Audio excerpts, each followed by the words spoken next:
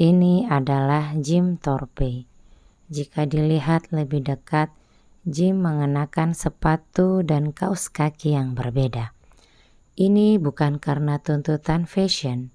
Pada Olimpiade 1912, Jim yang seorang pelari American Indian mewakili Oklahoma untuk bertanding.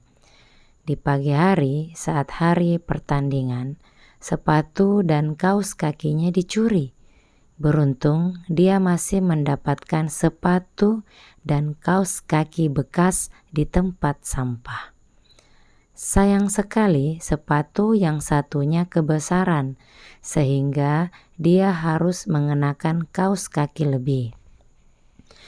Dan dengan sepatu ini dia berjuang mendapatkan 2 medali emas pada pertandingan itu.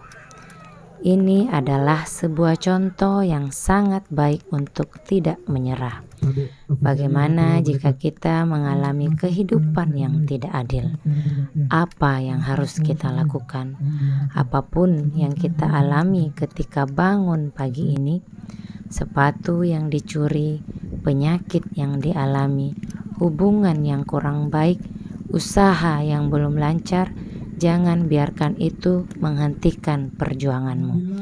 Yakin kita akan mendapatkan lebih jika kita tidak berfokus pada alasan-alasan tersebut, tetapi fokus pada potensi dan tujuan kita. Kamu bisa memilih untuk beralasan atau kamu bisa memilih untuk berhasil, tapi tidak bisa memilih keduanya pada saat yang bersamaan. Jangan menyerah, tetap semangat.